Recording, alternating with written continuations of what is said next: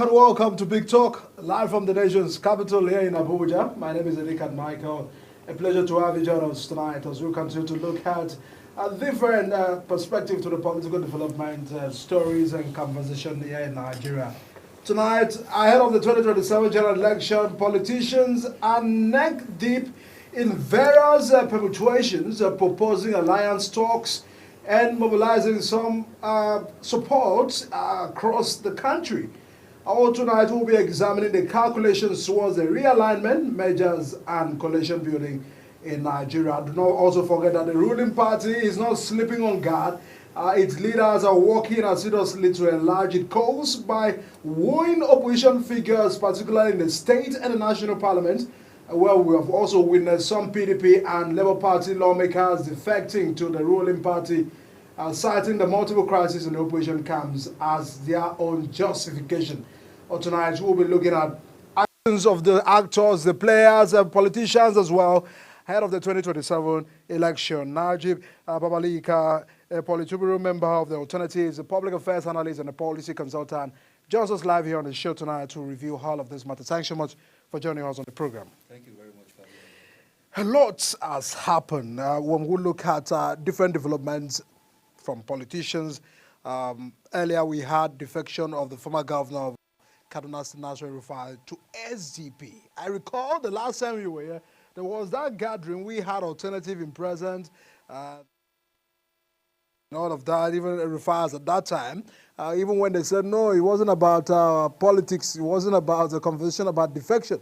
But, I mean, sometimes after we've seen El-Rufai defecting to SDP, it shows that there are some persons that are looking at SDP. Is that where possibly people want to be tailing towards so ahead of the 2027?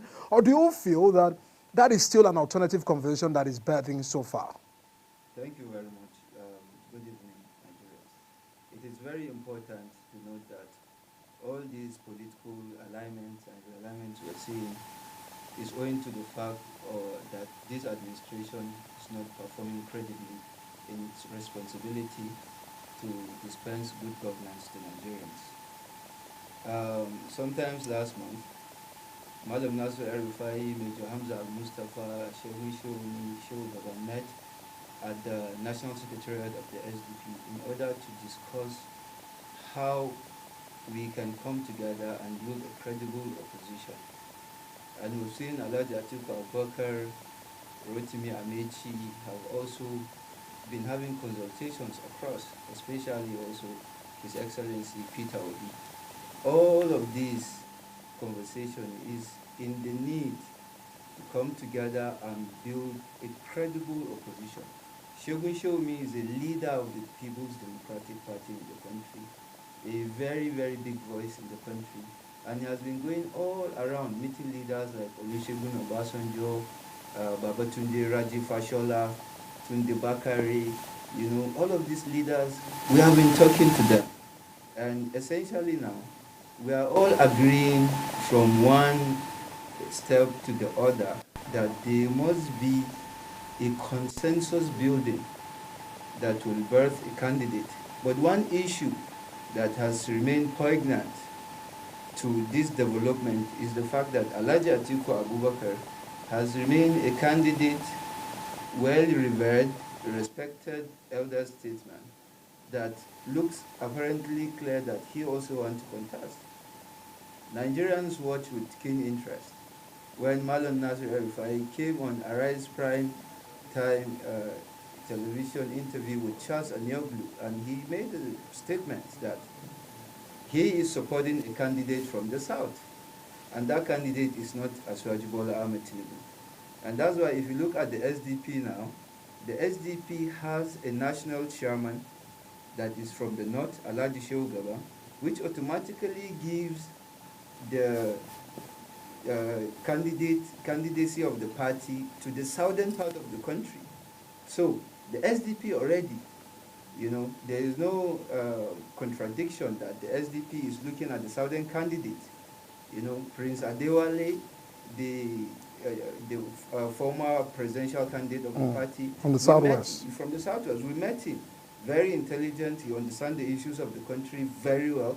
and is ready to come together to build the party with the new entrants who are all coming to be leaders of the party. So they are quite interesting times ahead, and I believe that the opposition is gradually taking a very bold step towards the right direction.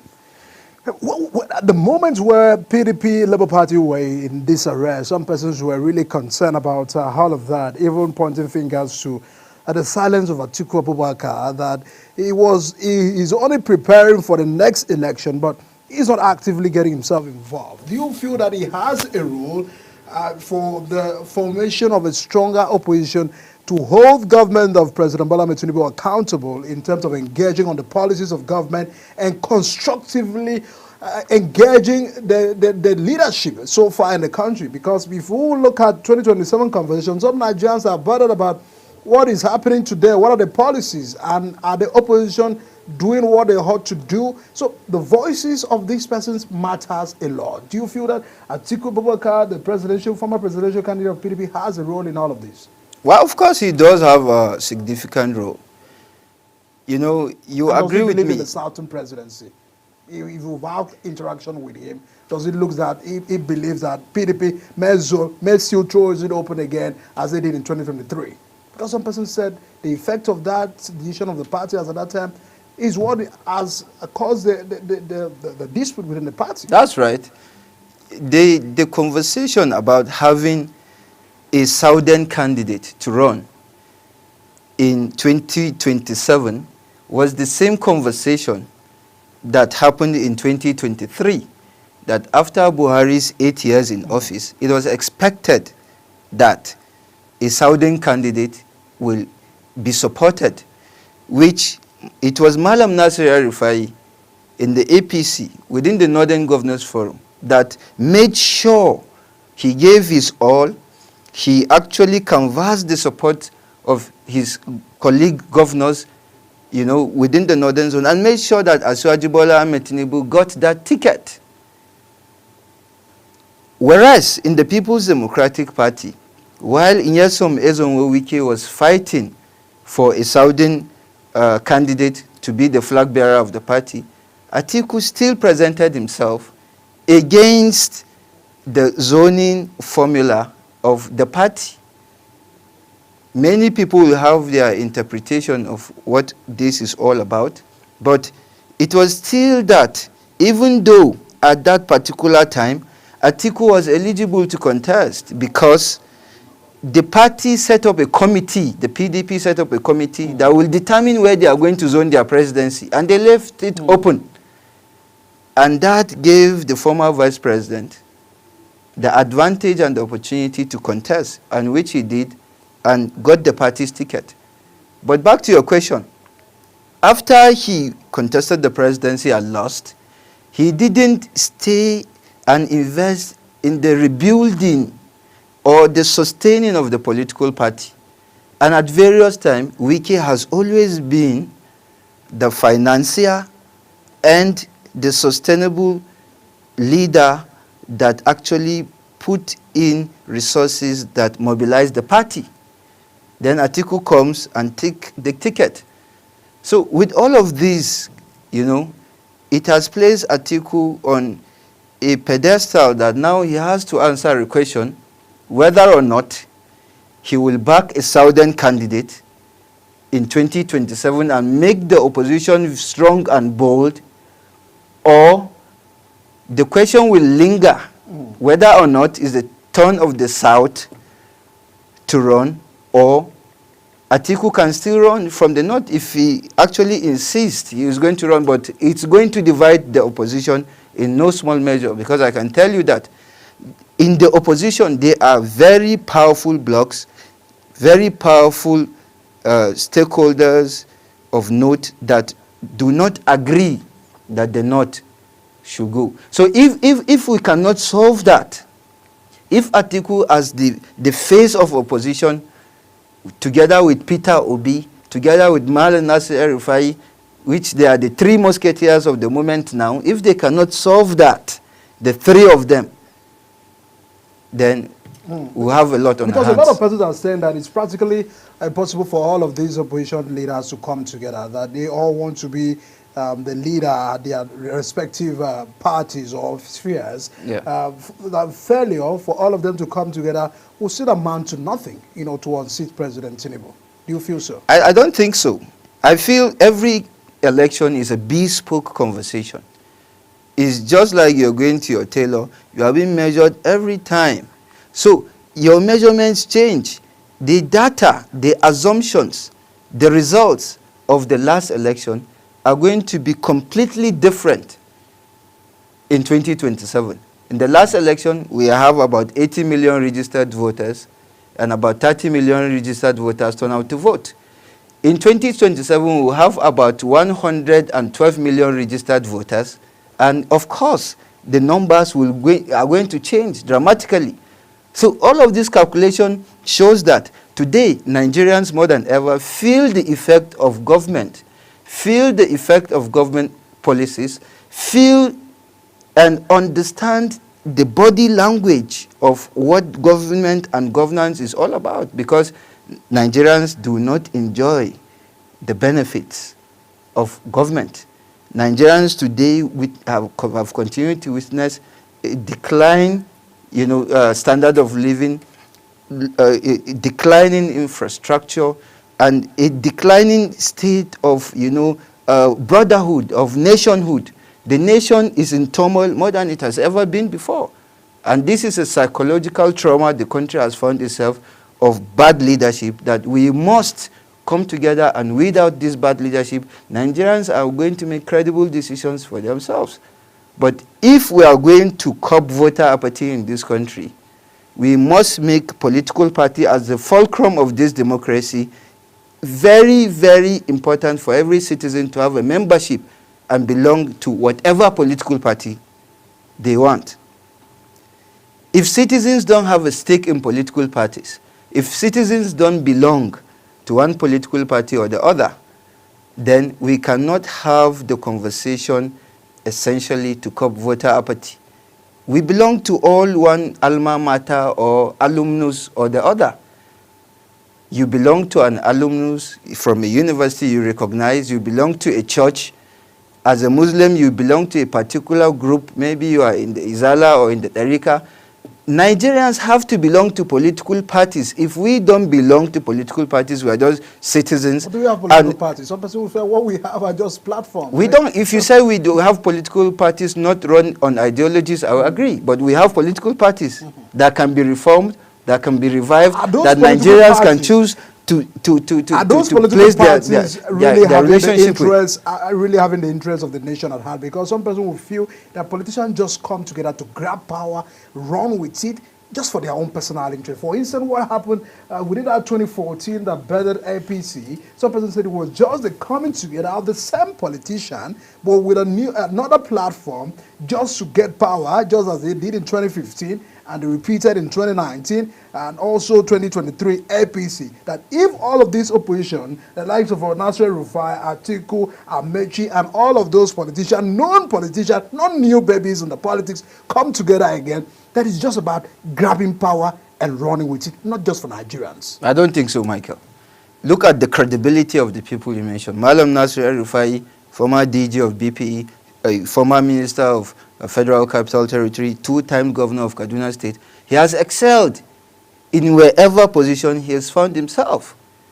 Chibikero Timi Amechi, former Speaker of the Rivers State House of Assembly, two-time governor, former minister in Buhari's cabinet. You can see what he has done to transform the rail sector in the country.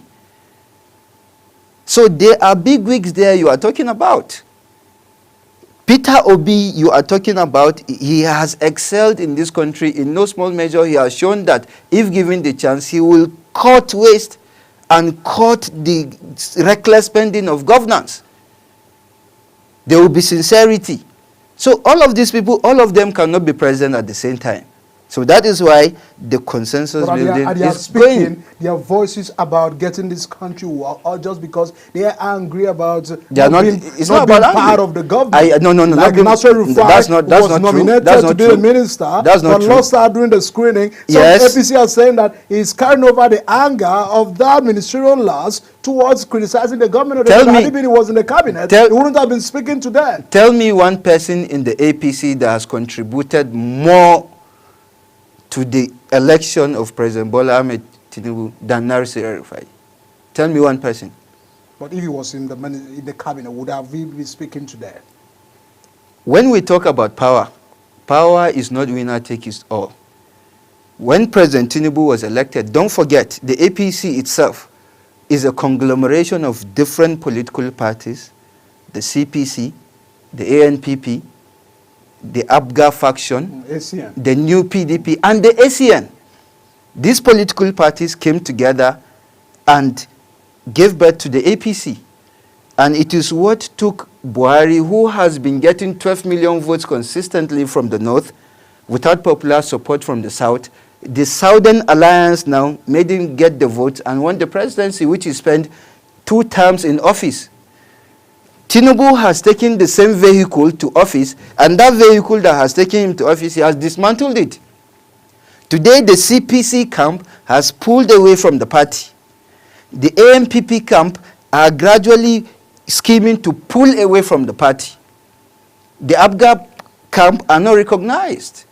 The new PDP camp, which belongs to the Amechi, which you know they actually came to the party, they are not satisfied. The president has grabbed all the powers to himself, which all these people contributed to electing him to office.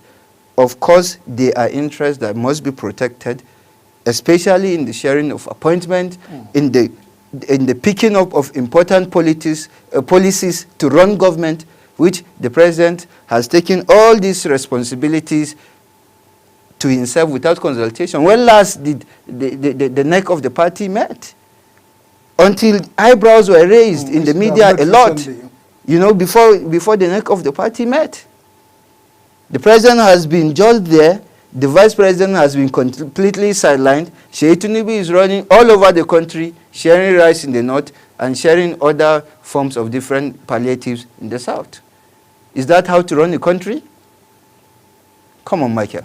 I mean, really bad at it because when these politicians, some Nigerians feel that they are the same. You know, when they say that they are the same, means that they are in need of something new, something fresh. And if we must look at that, do you feel that this conversation, all of this gathering can bet something new for Nigerians? What is new? Prioritizing the welfare of this country. For instance, President Tinubu said, if I do not perform, if I do not deliver on all what I will do, probably do not re-elect me again for 2027. So I may also ask, if before 2027 things happen to turn around in this country, do you feel that those conversations about grabbing power again in 2027 will be invalid? If things get to work in terms of improving on its policies and the impact get better before 2027, because APC are saying we'll fix this country now 2025, 2026 before 2027 election. I'm an optimist, I'm not a pessimist. I supported this government, and immediately the government derailed from the Renewed Hope Manifesto is sold to Nigerians. I withdrew my support. You feel they derailed somewhere? They derailed almost entirely in what they promised to deliver. What did they promise Nigerians? Okay, now, in the power sector you're actually talking about, Malam Nasir El-Rufai had already gone on assignment. He went to Egypt. You know, they have the best power generation in Africa, to understudy their system, how it works, and then to look at our predicaments, how he can come and, you know, benefit with this new experiment, our power sector. And he has already engaged the president that, okay, the power ministry should be transformed into the Ministry of Energy. Then they'll put gas together with power so that it will support generation and then we'll have, hydro energy as well to power the country. But what happened? The president didn't nominate him to his cabinet, which we know that there is no one as bright as Malam Nasir El-Rufai in that cabinet when it comes to delivery and performance. No one has that, pedigree. But he was dropped. Fine. Because of security. No. Whatever they say, there are people in the cabinet with lesser credibility than Malam. There's no doubt about that. And including other arms of government, we're seeing it. So, but then, just recently, some days ago, the Ministry of Power released a statement that they want to go to Egypt and learn power generation. Please. All right. We may not have all of that time to focus on that. Recently, Peter Obi has been, some said is getting so familiar with the People's Democratic Party. He visited Governor Bala Mohammed recently, in which a lot of persons have continued to look at that visit. Even Bala Mohammed said a good tribute to him. If Labour Party is in crisis, as it is right now, some person said, people are pulling her from Labour Party, even their lawmakers, because of the crisis that they have in the party. Do you feel that Peter Obi may be forced back to PDP again? And if possibly he returns to PDP, do you feel that there might be that consensus or that consideration of a Southern presidency due to this figure that may probably comes into the party? Okay, now, if you look at the PDP, for some time, the party has been facing internal conflicts, internal disagreements. That has not stopped the party from winning elections. The party has the second number of elected governors in the country. It has the second number of elected senators in the country. It has the second number of elected members of House of Representatives and House of Assembly members in the country. It is not a party you can wish away. Now, Peter Obi has seen an opportunity which has been given to him by Bala Mohammed, the chairman of the PDP Governors Forum, for them to come and work together in the party to see how they can, re-strategize and get people in their side and heal the wounds of the party. We have injuries, we have wounds. That doesn't mean they don't heal. There's always a healing process, a healing period. People have actually taken the PDP issue to heart to the extent that they feel that the party is collapsing, which is not true. If the party is collapsing, Peter Obi will not be approaching the party. You know that, Michael, very well. So the opportunity there is that the party is a pan-Nigerian party, the party that was built by eminent Nigerians, and it is a legacy party that has ruled the country for 16 years. So what bigger platform to seek the party's ticket for Peter Obi than the PDP? So he is actually weighing on that possibility and saying how it's going to work. All right, people are watching and of course looking at all of, how that can get to play out, because if you look at people that are probably still having grievances within the party, former governor of Rivers State, Nyesom Wike, that person said he's still very bitter about the party, but he's still a member of your party. Some said, can they take actions that some of his activities is becoming, problematic to the party as well? People will have their assumptions on Nyesom Wike. You can see his performance in the FCT. Since Malam Nasir El-Rufai, no minister is performing at the level that Nyesom Wike is performing. All of the problems within the PDP that are being labeled on Nyesom Wike, you can choose to label your own criticism or point an accusing finger. But what you cannot do is to rob someone of his own interest. He has his own interests that he has always tried to protect within the party that are not met. It is you that raised the question how Atiku left the party and only comes to pick up the ticket. But Nyesom Wike has been instrumental in stabilizing the party and making sure that there is a party that is even So do you feel functioning. his action is building the party or destroying the party? His recent action.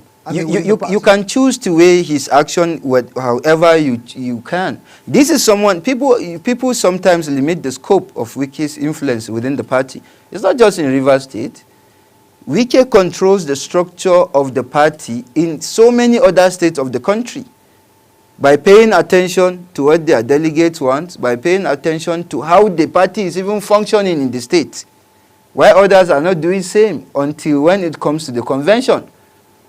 So this is a very complex matter. I'm not justifying anything he's doing, his character, his conduct, his behavior. I'm not, putting up with all of that. But what I'm telling you is that this is someone that his commitment to the party is something that no one can actually cast away. I mean, talking about advantage, what may be the advantage of all of these political actors ahead of the 2027? What are they holding on to aside criticizing those policies of the government? Because some person will feel that even the World Bank has spoken on the policies of this government and reforms that if being continued, it will set Nigeria on the right path. So some person are saying, yeah. On the right path? Is that a recent report? World Bank has given a recommendation that if Nigeria continues to sustain on these reforms, that it will probably... But the IMF gave a different report about the economy. But let's come back home. And these are European institutions. Why don't our institutions talk about us? What is the NBS talking? The National Bureau of Statistics. It has never, for any time, changed figures to appeal government, but just recently, something of that nature, some statistics were released, and we cannot lie to ourselves. If the development is there, and everybody will attest to it. We are not developing as a country, Michael. But things wouldn't have been better if after removing subsidy and all of those additions that the government have taken. So you have also agreed on this program that subsidy removal was a done deal, that yes, you agree to that fact. What about the nature of the removal? Is it a done deal too? It's not, because Nigerians are the ones feeling the effect now. It should have been done in strategic phases with, different programs to cushion the effect, like public transportation investments to take people from one point to another. They are not there. I mean, I don't know if you have witnessed Mega Edio's birthday celebration, a colloquium, Yes. where they were speaking on democracy. Obasanjo said democracy is seems to be under threat in Nigeria, Africa at large. What are the fears of opposition as we begin to wrap up, even as we move towards another election year? I don't think the opposition have any fears, because power belongs to the people. The people of Nigeria will make a referendum in 2027, whether or not this government should continue or not. In spite of accusations leveled on government institutions like INEC and the judiciary, institutions must work in order to salvage the country. The soul and heart of the country must be saved. There are good people in Nigeria. There are good people in the judiciary. There are good people in INEC.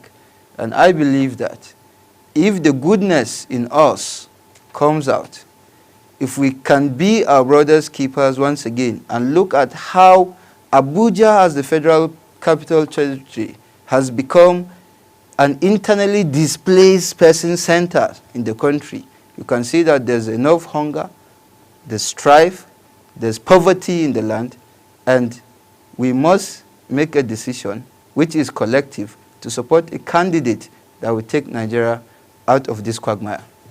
Mr. Najib, I'm afraid we'll leave it at that. So, of course, this is what we'll continue to monitor. Najib Babaliga is a political member of Alternatives and, of course, a policy consultant and political analyst. Thanks so much for joining us on the show tonight. It is what the story and the conversation are just getting started. We're just watching to see what may happen now, because there may be a lot of differences between now and 2026. Even those persons that you feel that are still standing here may decide to take another stand as an actions of every politician anyways. Thanks so much for joining us on the show. Thank you for having tonight.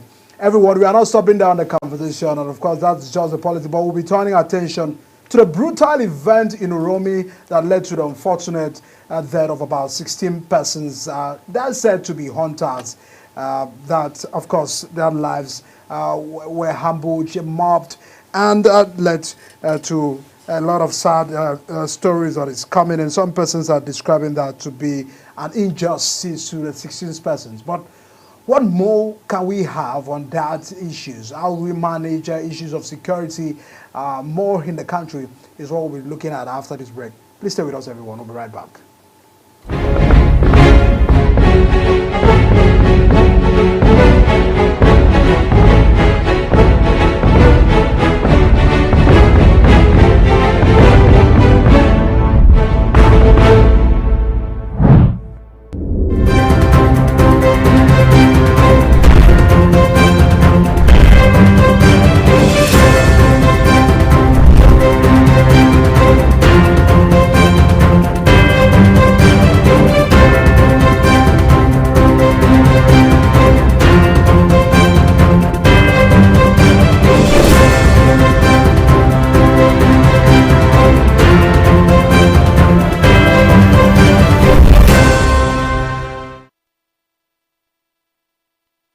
Policies and political actors are in the news every day, all day.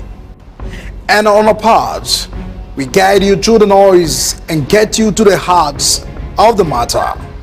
Big Talk is your home of all-angle analysis of the top political stories. Airing weekdays on Global TV, 7 p.m. Big Talk, engaging and insightful.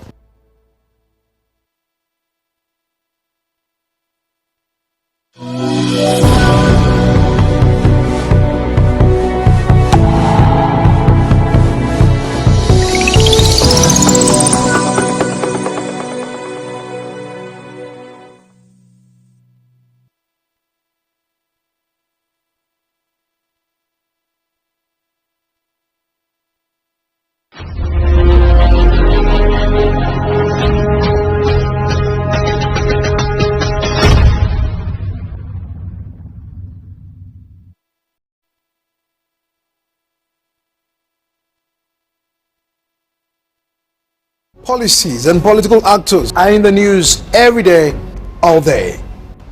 And on our part, we guide you through the noise and get you to the hearts of the matter. Big Talk is your home of all-angle analysis of the top political stories. Airing weekdays on Global TV, 7 p.m. Big Talk, engaging and insightful.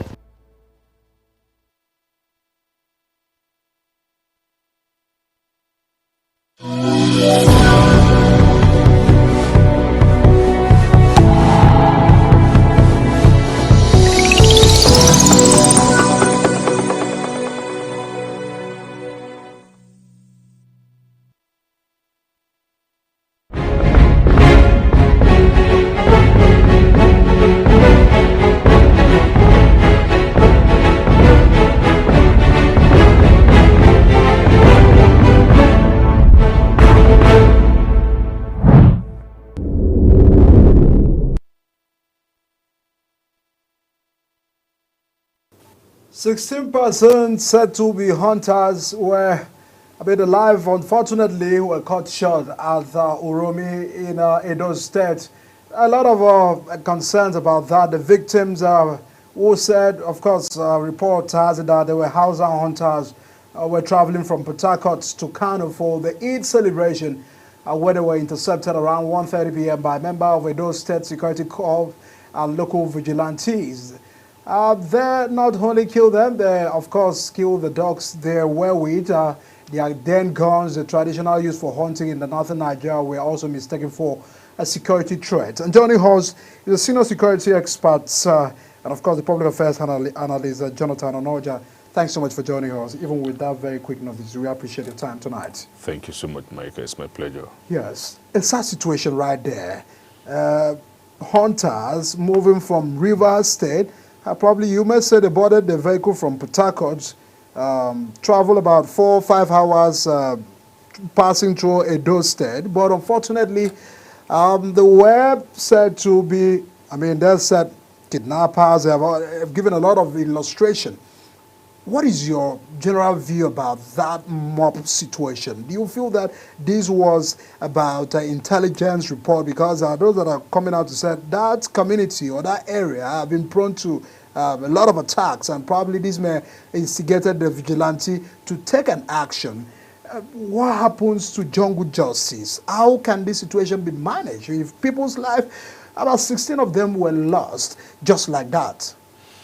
It's a sad situation, and first, we just pray and hope that the families of these victims or the victims of this mayhem find a peaceful place in abode.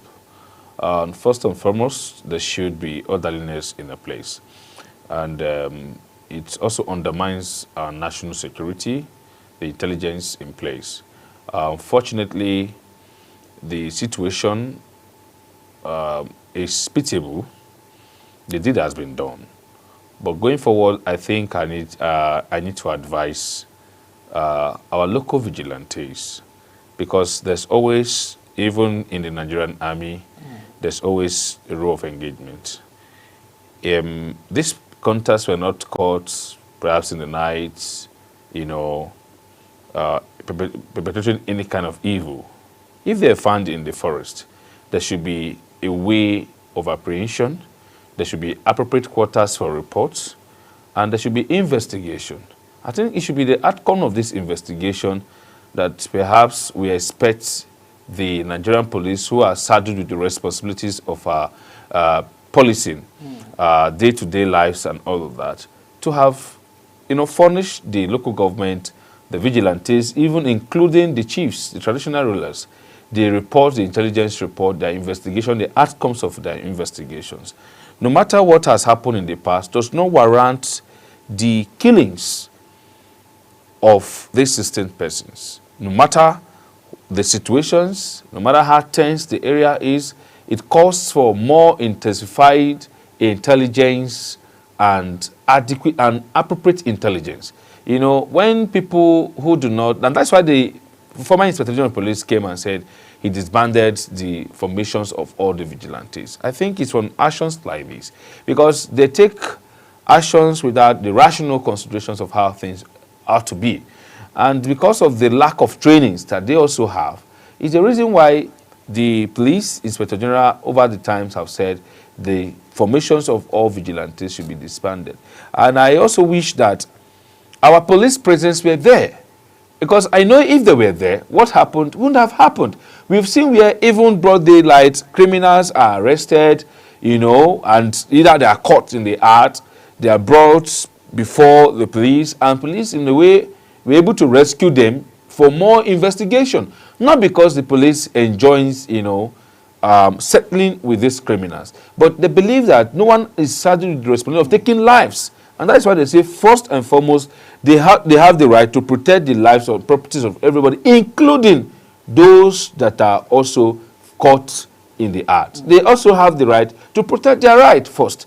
So I think if the police were there, so we can also blame it on the lack of the absence of the police presence in the scene that's also led to the killings of these 16 persons. So it's quite unfortunate, but it tells on our national security. It tells the unlawlessness that is in place now, and the way forward should be appropriate quarters should be called to actions. Appropriate quarters should also be trained. If there's going to be a need for the vigilantes, of course we need them, because they are the ones that are within the local communities. They are with the grassroots. They know much of their communities and all of that. But they must go through certain trainings to be able to act in tandem with our laws and also with the conventional rules of engagement. I think that's the only way to solve these problems. I mean, it's really concerning, because there are a lot of persons reading ethnic, issues to all of this. Some persons are dragging issues of religion into all of this. I think that was what prompted the governor of Edo State, Monday Pobelo, to pay the condolence visits to the Kano State government, where some of those victims happen to come from. But away from that, issues of hunters traveling, because these are things that we must discuss to address situations like this to happen again.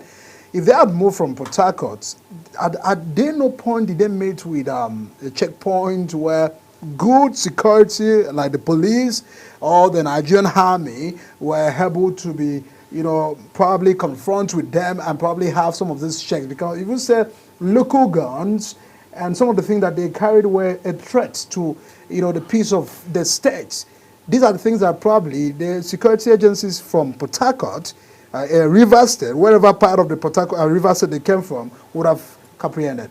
You see, Mr. Mike, we need to balance this discussion. We first blame the act, we've condemned the act. Now, we need to look at, put this thing into perspectives, and also look at the negligence on the part of our security intelligence. People, like you rightly pointed out, moved from point A to point B. And there was no apprehension, nobody was caught, there was not even intelligence to, there are going to be, I will saw some persons in these numbers having, because 16 is not just, it's a number. 16 is enough to do anything in this country. So if people of that numbers move from one point to another, and there's no intelligence report about their presence, their movement, then it tells how sad our security intelligence is belittling, is nothing to write home about. Now, again, the Hunters Association, because they could also be terrorists, they could also be called killer salesmen. But then we are looking at from the other perspective, they are hunters. As the Hunters Association of Nigeria come out to say they are the members, that's a point to look at. Because every hunters, regardless of whatever they are, ought to be registered and be known to be hunters. Now, it also, some quarters have raised concerns that at what point do we begin to see the Fulani Head House, Northern Brothers now engage in hunting, and traveling that distance in the bush? It's something also very suspicious, considering the very terrain that they are and how tense that terrain has been. So you also need to see that they have a blame, and we must look at it from that perspective. Because if you and I carry arms and parade ourselves in the Federal Capital Territory today, and unfortunately we are being caught, we will not have to give excuse that we are hunters. That's not the way to be. And before now, you recall that the former president, His Excellency former President Buhari, looked at issues critically and said, shoot on sight any individuals, headers, or whatever that bears arms, because it is not legalized for them to begin to carry arms about. So if they were carrying arms, whether being Dane guns, whereas it undermines our security and also it's a threat to life, because these guns can kill. At what point are we now being legalized to bear arms and parade across the city centers in the name of hunters? Because I could have swear carry these arms, do any evil, and then tag it as hunters. So they also have to be profiled. If any individual want to engage in the business of hunting, such a person, we have the Hunters Association of Nigeria, which they are being, as far as I think the second reading in the National Assembly, or I think even as past second or third reading in the National Senate. We also need them to profile these individuals, to come out with a report and said, these individuals are not our members. If they are tagged to be hunters, we have Hunters Association of Nigeria, which they ought to be registered with, because if it is a local hunting, then you can only do it within your terrain. Because moving of them gone from one position to another should require that you are licensed, you belong to an organization that is well recognized and known, and that you bear your membership ID card. Were all those things part of material that we're seeing around them? So we should not emotionalize our issues of insecurity. Now the governors are moving from one point to another, right? And no governors in this country, even from the north, and from the north, no governor from the north has paid visit to any eastern or southern part of the country that perhaps they said it is, even when we have had Mieti Allah come out openly and say they were behind social attacks. Nobody have come to pay this, this condolence visit. But, issues of, we have politicized our insecurity issues, and that's why we're not coming out of it easily. So the governor also should be able, you see, it was very easy for them to arrest, to identify, and also to arrest suspects.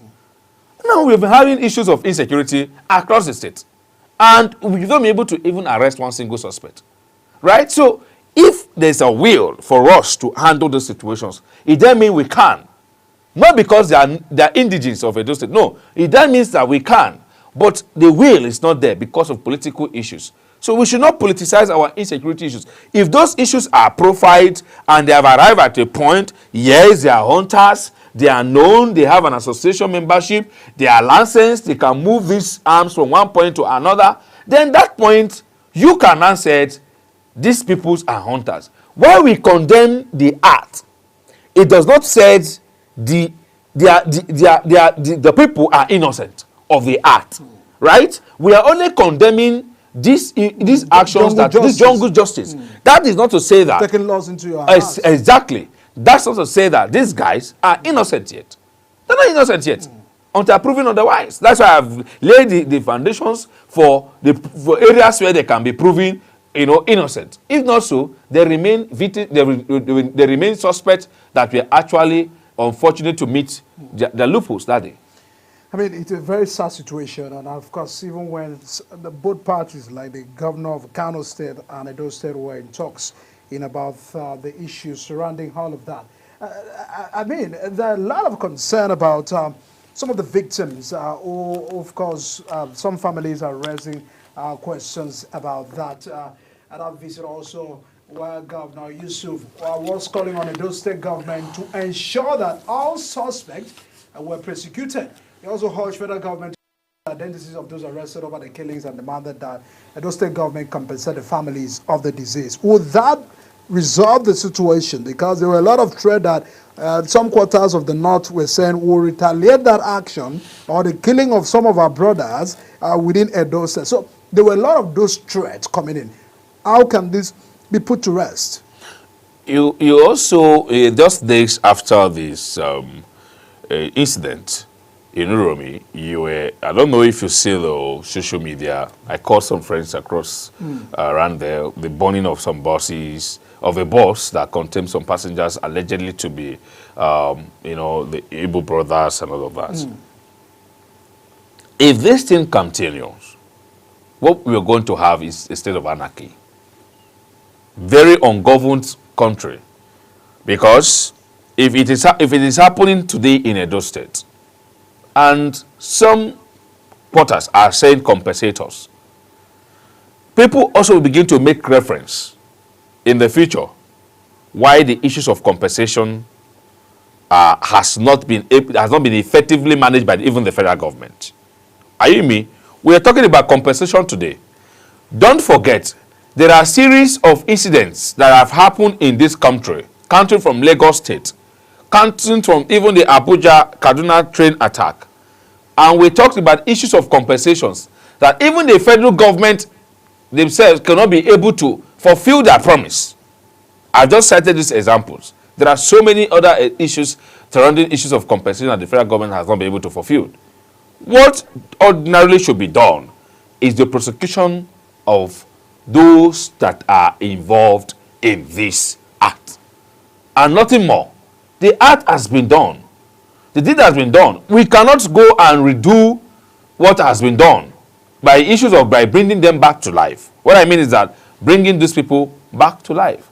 Any other issues of compensation will warrant litigations and, of course, going to involve investigations. Because by law, when you say this person is a criminal, you need to prove it. If they are able to prove beyond reasonable doubt that they are criminals, and it was in that act they found them, and that were also lynched, then the issues falls back to, do you have the right to kill? It is that right that we are looking at. They should now go for prosecution of those individuals, the suspects that are involved in this act. But any issues of compensation should not come up yet. And if it has come up, then I feel that it is not to be honored, because there are so many issues of killings across the North Central. And remember, if you have gone through, you have done your interview, your street interview in Iromi, in Edo State, generally, you've heard people, even these people have been crying over the years. They have been crying. Like, people have been dying there, they have been killing, there has been a series of attacks, and they suspected to be headers. And nothing has been done. Now, how do you now compensate the families of those that have been killed in attacks like this? How do you now compensate people that have paid for ransoms to release their loved ones? Do you know them? Do you know if they are the people? How do you now say they are innocent when what they are actually bearing is not legalized? So we should not bring emotions to these issues. The act has been done and it has been condemned. That we all condemn in totality, that it is not the right thing to do. But sometimes, like we have seen over the years, issues like this have been happening, but nobody will come up to say this is wrong. How can the whole community be under siege for 1, 2, 3, 1 year, 2 years, 3 years, and there's no intervention of the federal government? Must we wait till issues like this when they call suspected, when they call some perceived suspects, and then burn them to ashes before we now begin to rise to the occasion? Just yesterday, there were killings in some part. Sorry for digression. There were killings in some part of Benue State, in Otukpo local government, in Asatu. Yeah, some individuals were killed, and about 2 other victims are now hospitalized, and other 2 kidnapped. That will trigger the protest today. Exactly. Now, must we wait for protests to happen? Now, in such a place, like in Asatu, then you now see some individuals bearing arms, and they tell you they are hunters, insisting in numbers, broad daylight. Do you look at them as hunters, bearing arms that is a threat to your life, bearing arms that is a threat to the community, bearing arms that is a threat to the state, to the state in the sense that threatening our national security?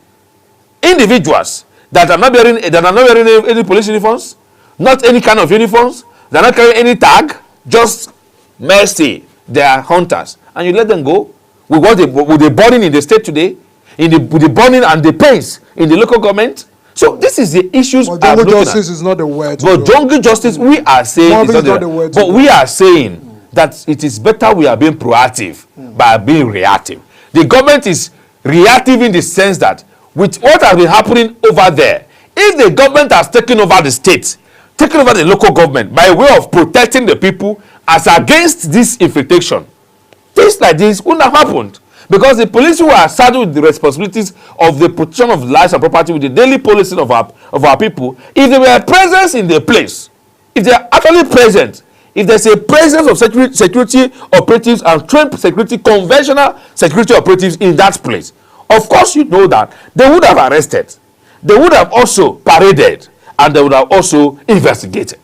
Even though they said the inspector of police have stopped the issues of parade of suspects, they would have investigated to know exactly where they are coming from, their intent, and how they are being. So this is a mercy, and this is a narrative, in my perspective, just to corner this government, corner the state to a corner, and make them look like they are now the suspect. Otherwise, they are the victims. They have been the victims over the years. So what has happened is a few of what has been happening in the years. But we are not saying jungle justice is the way out. The government should not be reactive. Right. They should be proactive to solve the people. If they have protected the people enough, they won't be a call for self-defense in a way. Jonathan Onoja, thanks so much for joining us, a senior security expert and public affairs analyst. Thanks so much for joining us on the show tonight and your beautiful insight as well. Hello, everyone. Taking laws into your hand or your hand may not be the way forward at all time. The security agencies should at all time also defend and protect lives and properties of everyone. And security is everyone always come together, give the necessary information we can before taking laws into our hands, because that may not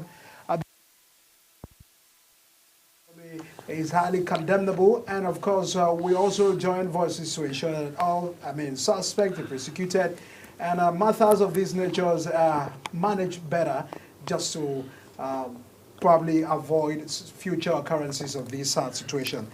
This is where we draw the curtain and, of course, leave the conversation there. It's a development, a developing conversation. Of course, we'll continue to track that development. Also, there were a lot of protests in Benue, so we'll try as much as possible to get feedback from Benue. So what are the causes? What should the security chiefs begin to do to address all of these threats in our nation? Peacekeeping is paramount for us to have a national development. My name is Richard Micah.